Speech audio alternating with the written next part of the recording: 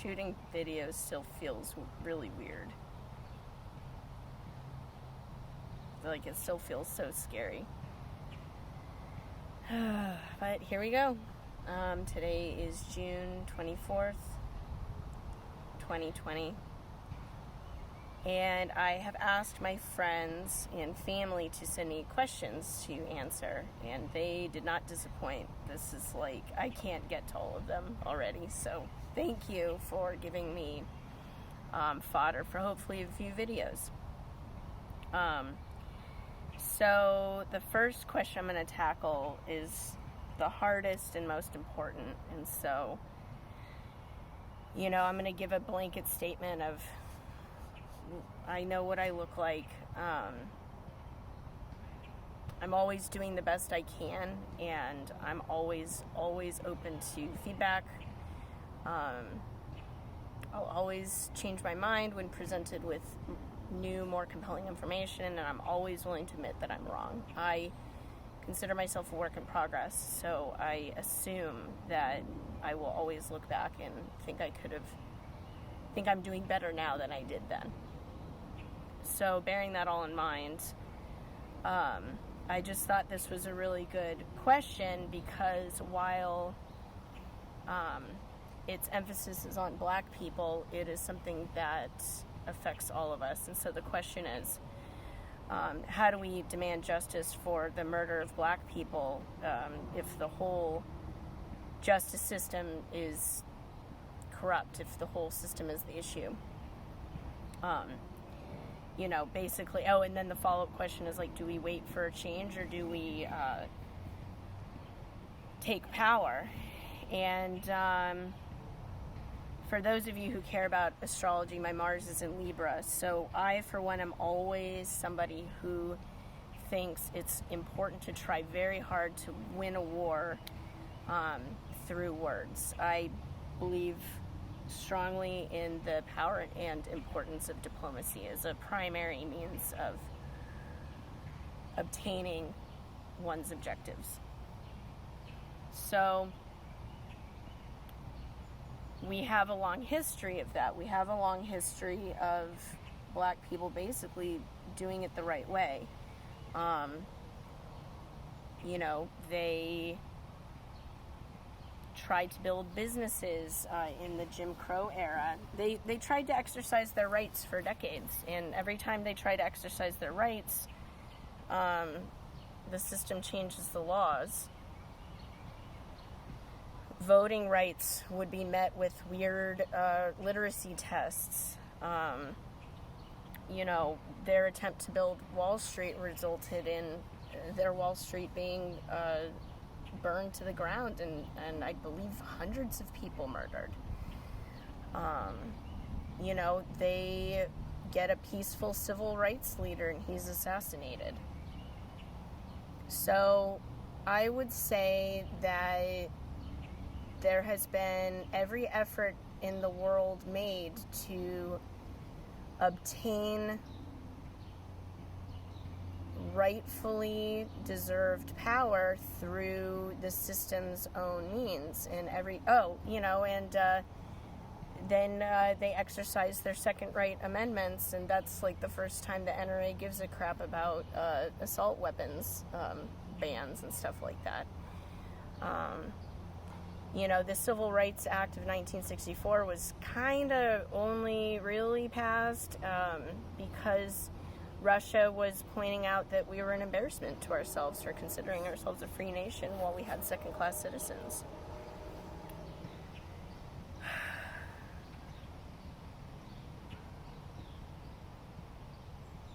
I have hesitated to speak in recent weeks just because there's been other way more important voices that have needed to be heard. But the one thing that I would say to anybody, so this isn't, advice from a white lady to a Black lady. I mean, it is that, but it's also just my understanding of how the world works, and I want to impart it on everybody, which is, in my own personal experience, the only time I've ever increased my amount of power is by stepping into it. And so stepping into it is essentially, you can think about it as a physical circle around your body, your comfort zone, and you can think of all of the area around it as claimed territory. So what do you do to take back your power? You simply expand your ring around you, and you fill that space to occupy it. So I don't see how that's different than annexing your power back.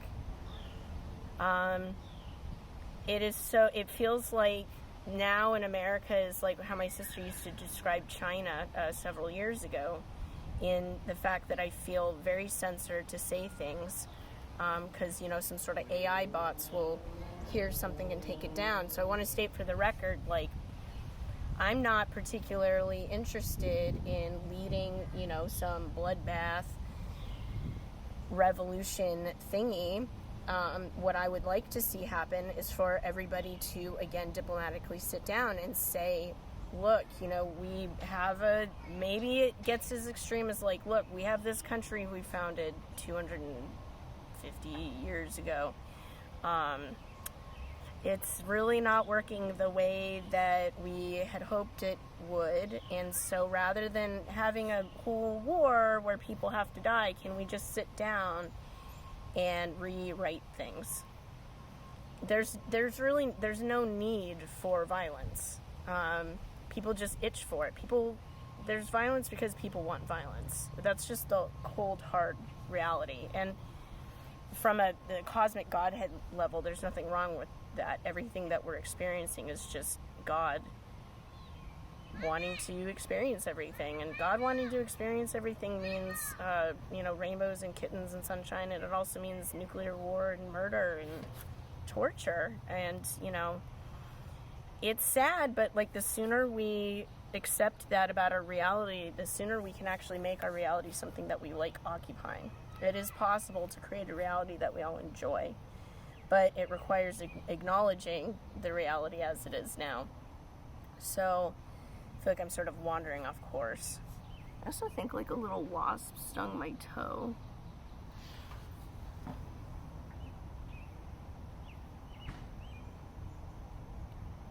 Owie. Yeah, something stung me. Oh well.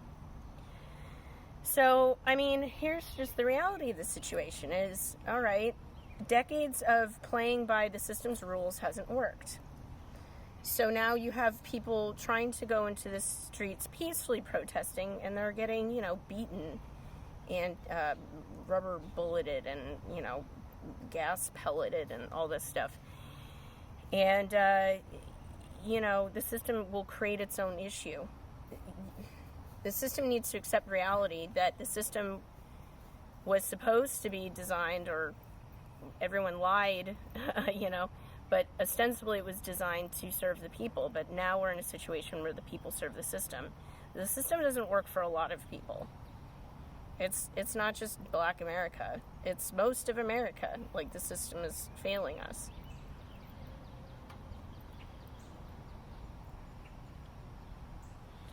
So you try to go through the system's way of doing things, then you peacefully protest the system. And if the system keeps refusing to listen, refusing to acknowledge that maybe it can improve, maybe that's the whole goal of not just an individual person, but all entities, is to continually restructure and evolve and grow.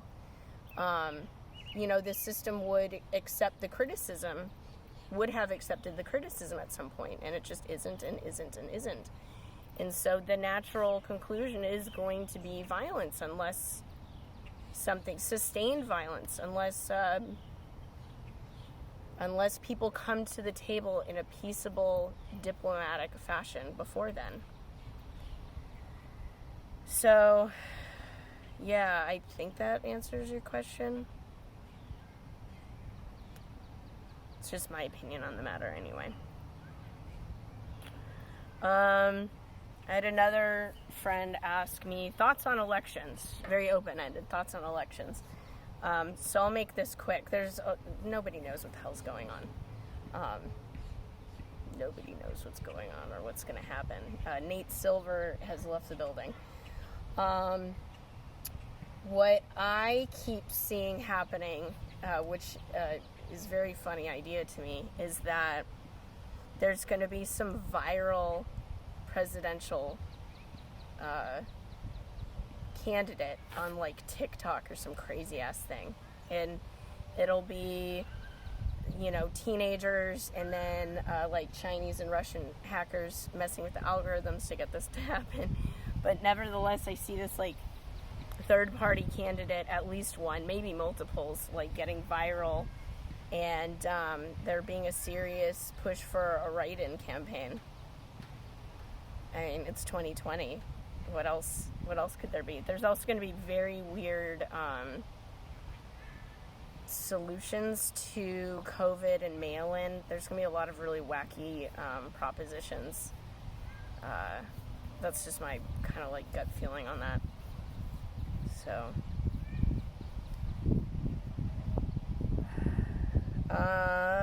another friend gave me a 1, 2, 3 punch of questions, so I'm going to try to tackle all these. These are all really good questions. So this is my friend Doug. He's the owner of an urban farm called New Brooklyn Farms, and there's a lot of opportunity and potential in this space, because not only does he seem to want it to be a farm, but it also a event space, a breeding ground for intellectual ideas. So not only is he growing plants, but I would say he's growing people. So check him out, New Brooklyn Farms. I believe that's how it's spelled on Instagram. You can just Google New Brooklyn Farms, Hyattsville, Maryland, and he should come up in Google searches. So thanks, Doug. So his first question was fun. It was, would I prefer to write a book or produce a movie about my life? I probably will write a book. I don't know if it's going to be like a proper autobiography. I'm going to call it like a surrealist autobiography.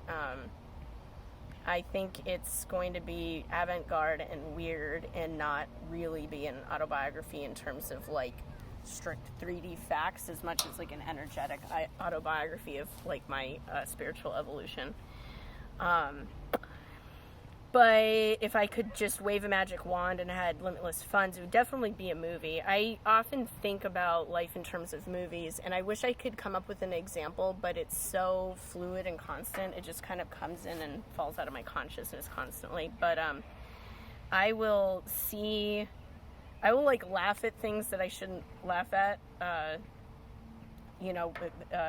Usually it's some sort of poor fortune befalling like some random person, someone gets hit or falls or something like that. Or I just, think some really macabre thought and I just laugh about it because I don't see it as being funny actually here in real life, but I picture it like as a scene in a movie where I'm detached and I can just laugh at it. So I think very much, like I very much have like life is but a movie in my head at all times. So I'm constantly thinking of like shots being framed. When I'm talking to people, I imagine like how a director would be framing a shot, and all of my music is basically like I'm deluded into thinking I just have this great soundtrack to my life going on constantly. So yeah, I think it'd be really fun to produce a movie. Also because, I've watched so many clever devices that can show things that are very hard to even write about, things that go on in our heads. You can show very kind of psychedelic quantum states of mind visually now with technology, so I'd probably want to leverage that. His second question takes a more serious turn. I know that I'm going to want to answer this weeks or months from now, because I know that my answer to this is going to evolve quite a lot. So I distilled it. I wrote it on, this is my cheat board. So I distilled it down to this. How do I rationalize basically people that are successful in business but they're not spiritual? And that is a great question. It kind of stems from the same kind of question as, if there's a God, why is there suffering allowed? Why is there evil allowed in the world, right? So that's actually kind of the answer. So people that are successful but not spiritual, they may just, I guess the way that I currently rationalize it, it's not something I think about. So this is an initial impression thought coming up, and that's why I think it's subject to further refinement. So basically, apologies if I offend anyone. I'm certainly not meaning to. This is a place where I'm just trying to work ideas out so that I can ultimately become a more conscientious, better person. So any feedback you have for me, I welcome.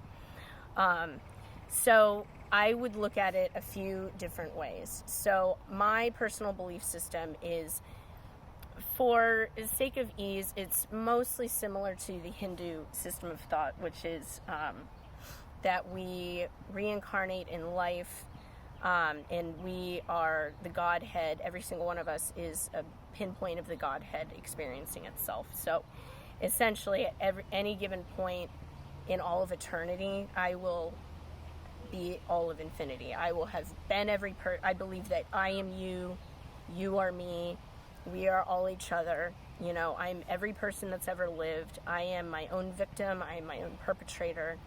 I'm every, dog, cat, lion, tiger, bear that's ever lived. All of the, diatoms and galaxies and everything. So, with that being said, if all the world is a stage and we are all characters, there's no need for somebody to be spiritual or good to be successful necessarily. They may have, before they incarnated down onto this life, said, I'd like to know what it is like to be a financially successful dickhead. So then they go live that life. And there may be consequences for that. Because they didn't work to grow and expand, one would think that they're bargaining for, and so my soul doesn't, move on to the next phase in the next lifetime. Maybe I'm, just some kind of life that is sort of a bummer for me after that. But it's worth it because I just want to know what it's like to be a psychopath billionaire. God cherishes all experiences as equal. So in a way, even though that person's conscientiously asleep, even if they weren't evolving up in that lifetime, it doesn't matter. Existence is omnidirectional. So they're just having a unique experience. This is how we begin to detach from suffering.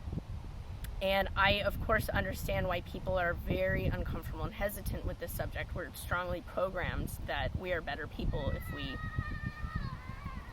suffer along with people, if we're saddened by people's suffering and we attach ourselves to it. And I understand that, I still fall victim to that all the time. All I can say is, as one continues to do work in this direction, this spiritual direction, one gains a better inner understanding of the benefits of it. So I can't tell you, I can only be somebody who can appreciate suffering and detach from it through these ways of thinking about things. Additionally, let's see, I thought of a few different ways. So how else could someone be successful but not spiritual?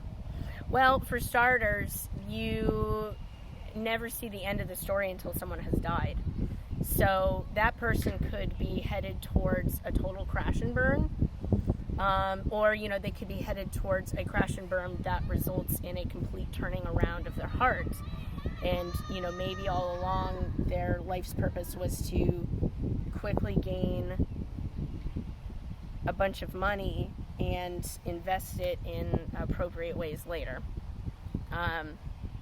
If I'm not actually going to cite Bill and Melinda Gates as an example, because I don't think they're a really good example, but theoretically there could be that kind of scenario. My point is, we look at people and we judge them as successes or failures, but people are processes. They're constantly ongoing. So you don't know the whole story. You certainly don't know the whole story because it hasn't finished yet. So that's my other rationale. Yeah. The last question was, is COVID a bigger obstacle or opportunity? And so this is going to be kind of a cop-out answer, but it just depends on what you do with it. So the astrology for launching a business right now is like absolutely freaking terrible. So bad to the point that I've seriously considered, like, why am I continuing to build anything at all? In addition to that, Mercury's in retrograde.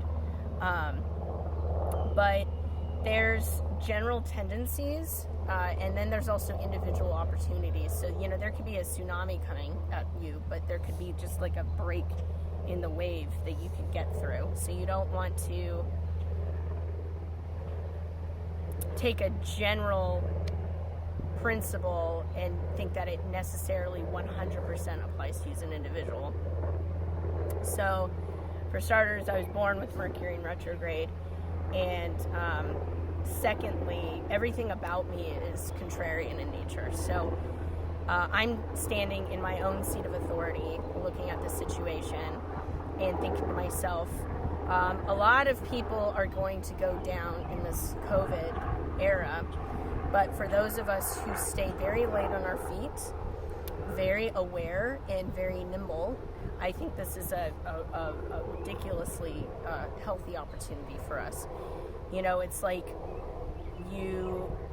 a mountain may crumble, but when that mountain crumbles, all of a sudden precious minerals and gold and stuff like that emerge from the earth. And so in the same way, it was a sneaky guy in Game of Thrones who said it. What the heck was his name? I don't remember, but he says, chaos is not a pit, it's a ladder. And that is a guiding principle that I have. So if you think that you are just like everybody else and the broader situation necessarily applies to you, COVID's going to be an obstacle. COVID's going to be an obstacle because you're just going to see it as an obstacle. But if you see COVID as an opportunity, if you understand that chaos brings radically new connections and radically innovative ideas very quickly to the surface, then COVID is a massive opportunity.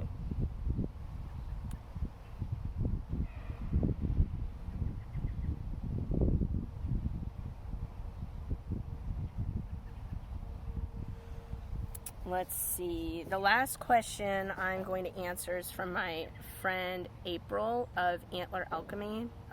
She was pretty much one of my first herbal teachers. And she changed my life because she helped me really wed spirituality and botany together. It was like the first time that I joined my rational and spiritual mind, and it was pretty amazing. So definitely check her out. Definitely take her classes. She's on Instagram as, I think, Antler Alchemy or Antler_alchemy. So give her a follow, and you should definitely take one of her classes if you are looking to integrate. She is just an amazing space holder. She's very safe. People like her and I that have just kind of, I'm just going to say we've really lived life. We tend to be very safe people to talk to because there's just nothing you can say that'll like shock or offend us. And so that's what's really great about her, is she's just an incredible space holder in that regard. She's super like not judgmental and helps you just quickly see patterns in your life that you have never even noticed. So anyway, of course, she asked a great question, which is, I'm going to have to kind of sit and contemplate this too. When you're changing your mindset, how do plants and body connect to the mind? So I feel like, depending on the week you asked me, I could give a full-throated answer that's completely different week by week, because plant medicine is this person who walks next to you in life forever once you learn it. Everything that I do is reflected in the plants that I interact with, and vice versa. So at the moment, I dropped a lot of weight really suddenly. I was down to like 121 pounds. The fact that I was like freaking out, because I'd rather be like 124, 125 at the skinniest. But, you know, I've been working this grocery store job that just has me tired and stressed out, to tell you the truth. The way that I stay sane is I essentially allow myself to be run ragged at work. I'm in the process of changing this, by the way. But before that change, I was running myself ragged at work and just like sleeping all the time and just eating like the easiest food that I could eat. I was essentially in survival mode. I was aware of it and acknowledged and accepted it, and have been grateful for this phase of my life, because it's the first time I've been sort of in this harrowing position, but awake. And so even though I'm grumpy, even though I'm like eating way too much bread, even though I'm sleeping like super weird hours, I'm like watching myself. It's like my higher self is watching all of this behavior like a hawk, and like taking it all in, and learning like so much empathy, and getting so much information about how essentially I am like other people. So but that is all a very fancy way of saying I lost a bunch of weight, and then I stress ate a shitload of bread, and so I'm now, I'm back up to like 128, 129. It's nothing major, but it's not healthy weight. And the thing is, I don't have a problem with bread. The bread that I'm eating is actually like super healthy bread. I think like 2 slices a day, every single day, would be perfect, but I'm eating like 6 or 8 slices of bread. I'm out of balance. I can feel an overabundance of kapha energy. For those of you who know Ayurveda, my sinuses are more mucousy. You can even hear it in my throat. I'm a little froggier. I'm literally moister, like water's leaking out of my eye. So I now approach things holistically. I don't say, well, I want to change my mindset. What plants am I going to use? Instead, I say like, all right, I'm going to shift how I am thinking and acting. So the first thing is I've got to restructure my environment in such a way that I'm not what is the word I'm looking for? I'm not like, hurried along and stressed out and stuff. So I've actually taken this step of stepping down in my management position at work and cutting my hours for the time being. I'm cashing out an investment account I've been saving for a rainy day to hopefully not need to really touch. I can cut my budget actually by hundreds of dollars a month. I've been totally spoiling myself with constant, unlimited fancy food. I've been giving myself everything all the coconut water, all of the fancy $5 juices and reishi cacao drinks that I want, and I can easily cut my budget literally probably $200 or $300 just in food, like that.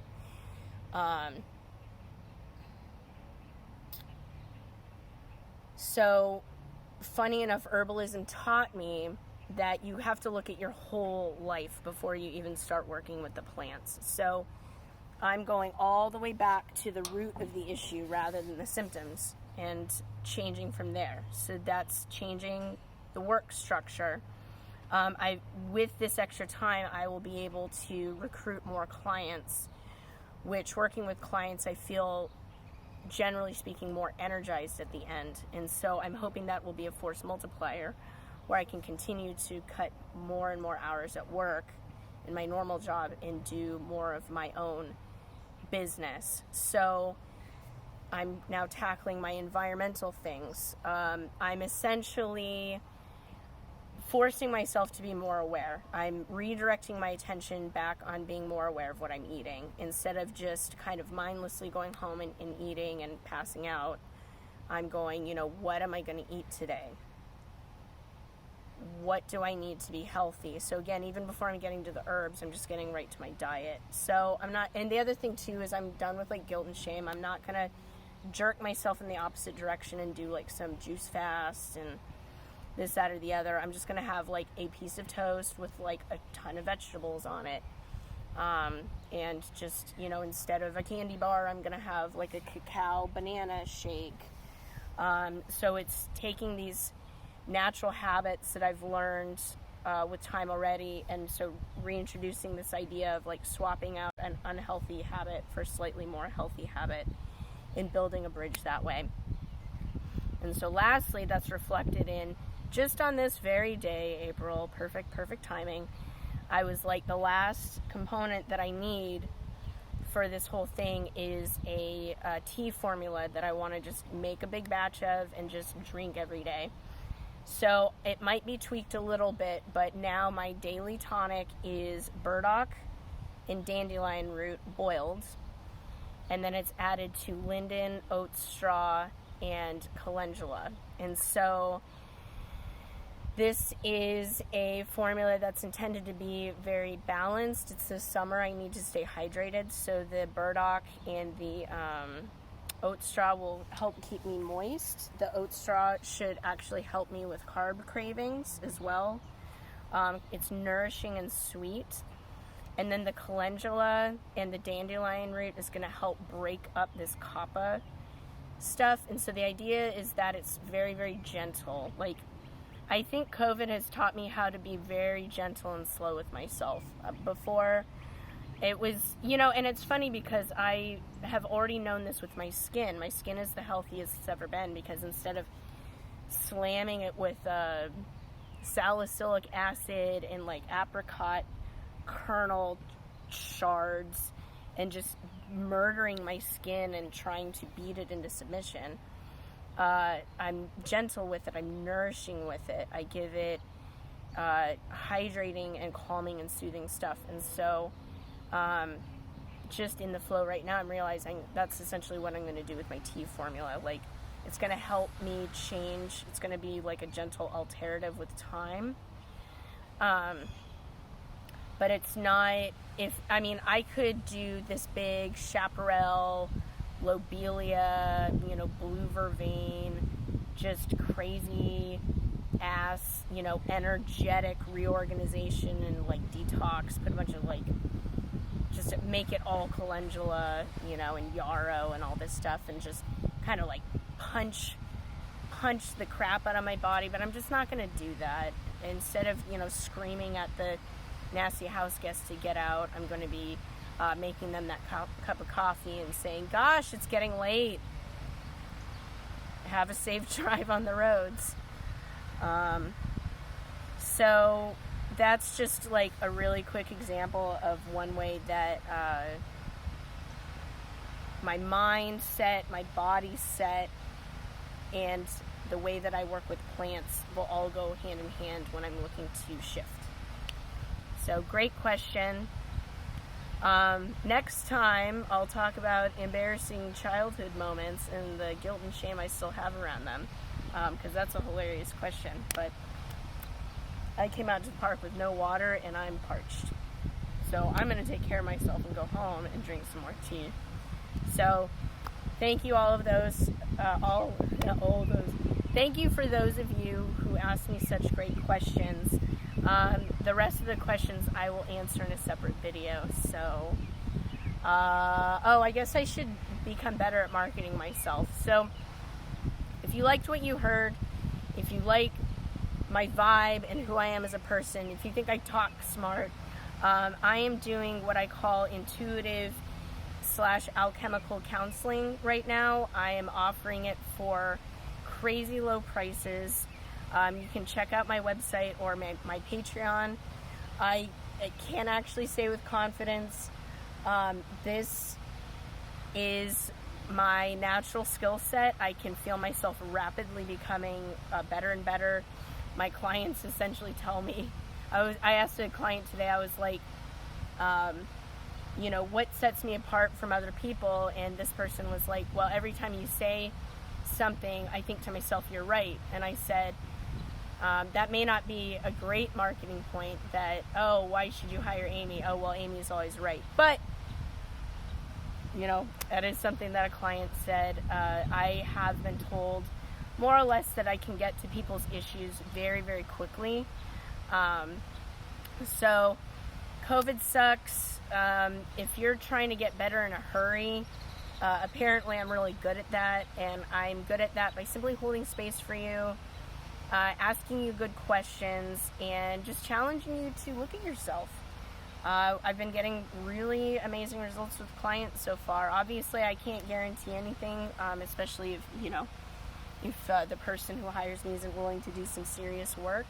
But if this is something that interests you, you can either go to my website at ceremonialspirits.com, or I'm at patreon.com/open communication.